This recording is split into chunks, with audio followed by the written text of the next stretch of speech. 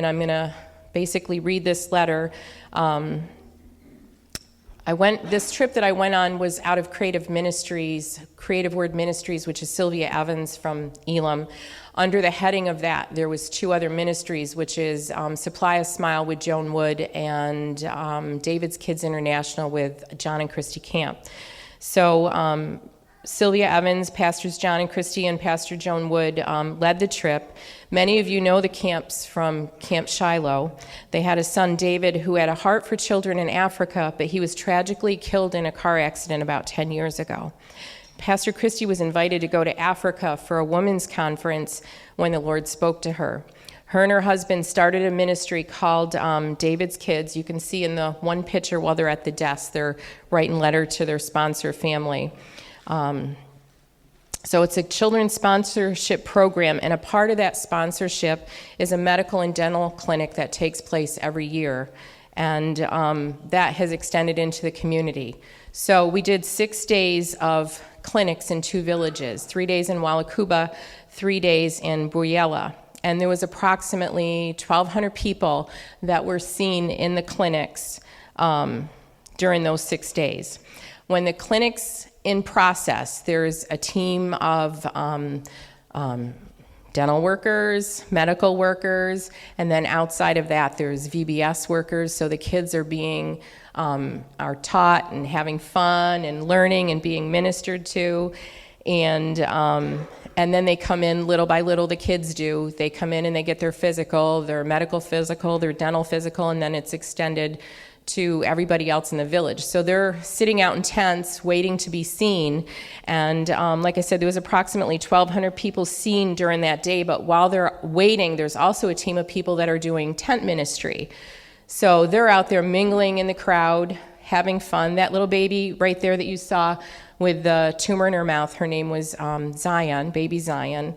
And I'll tell you a little bit more in a few minutes about that. But so they're ministering, the prayer team is ministering out in the tents while they're waiting to be seen. And after they go through the stations of the clinic, everybody receives personal ministry at the end, personal prayer. So it starts in prayer, it ends in prayer, it's completely covered in prayer. And so we were able to see the Lord move. Just in that tent ministry alone, there was like 100 people that gave their heart to the Lord. And 5 of them were Muslim people.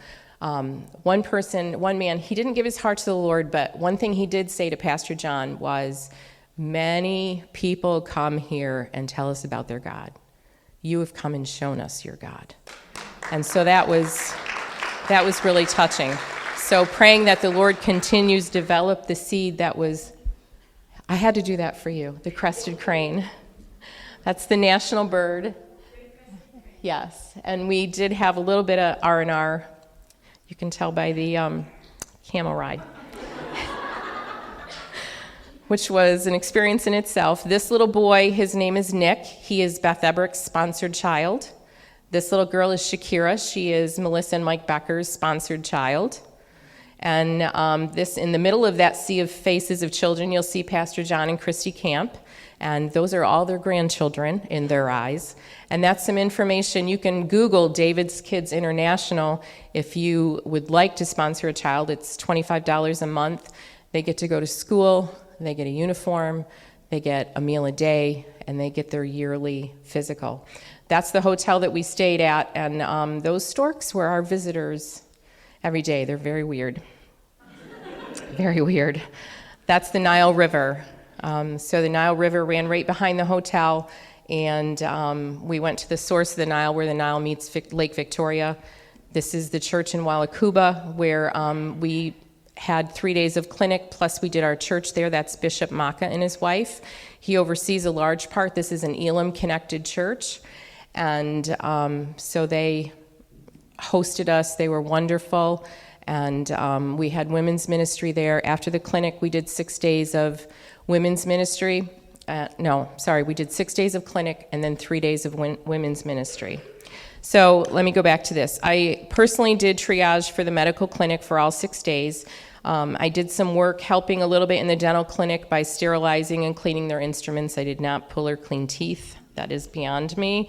There was a lot of malaria seen in those villages, some at the point of being life-threatening with really high fevers. We cared for a young girl that was burnt by hot water. It was an obvious attack. It wasn't accidental. Little girl was sad. We took up a collection that paid for a woman to have a necessary surgery that she needed. Baby Zion, we took up a collection for her. That tumor was coming down from the upper palate, down from the sinuses, and so they had to get a team in to take that out and remove that. Without payment there, they can't get their medical treatment. So if they can't pay for it, it just doesn't get done. So there was another woman there with her baby who was in a very unsafe situation. We were able to have her taken care of medically and then pay for a bus ticket to be able to send her back to her parents so that she was in a safe place. Let's see. We were in Uganda for 2 Sundays. Really enjoyed worshiping with them in their churches. They love the Lord and they're open to receive from Him. The women's ministry was awesome. The conference was for pastors, pastors' wives, and ministry leaders, and it was led by Sylvia Evans and Joan Wood and Christy Camp. Joan Wood and Christy Camp together are a lot of fun, so it was a really good trip. And we were able to help minister during the breakout sessions. Some speak English, some do not, but the Lord was able to move despite all the cultural and the language differences. So Uganda is a beautiful country. The people are friendly and welcoming, and we are very well taken care of. The weather this time of year is almost perfect. I really hated to come back to northern New York. So we did able to do a little shopping and go to the zoo and have a little bit of fun that way. The Mission Task Force here at ACF, so part of what you give in your offering, like what you gave this morning, a percentage of that goes to the Missions Task Force to oversee. And we've sent more than one person to Africa, or have helped send more than one person to Africa. We've done trips to Belize. We have missionaries that we support on a regular basis. Pastor Dave is heading off to Africa next month, correct? Yeah, this month. So feel free to give him a handshake with something in it, because I have to tell you, even with what MTF donated on my behalf, there was so many of you that put money in my hands on a regular basis every Sunday. And it was awesome. It was, that's why I say this trip wasn't just mine, it was yours. You own everything that took place there. You are a part of that. When Sam and I go on a mission trip, one of the things that our intention is to just leave it all on the field. And so I was actually given an abundance. And every bit that you gave me, I took, and it was left there and put to use, whether it was for some of these medical things that we talked about, or gifts to the pastor and the local doctor who ministers to these families on a regular basis. All these people that were seen in the clinic, the 1,200 people that were seen in the clinic, he follows up on and checks on them. So we were able to give and give in abundance, and I really appreciate that. In Matthew 28, verse 19, the biblical principle is for all Christians to go and make disciples of all nations. And Romans 10 asks the question, how will the world hear about Jesus if we do nothing? We are called to spread the gospel. And we are all called, every single one of us. So you may not be one that's called to Africa or Belize or Mexico or wherever the next mission trip, but if you're not a goer, then you need to be a sender. So there's goers and there's senders, and you can send in very tangible ways, resources that people need to take with them.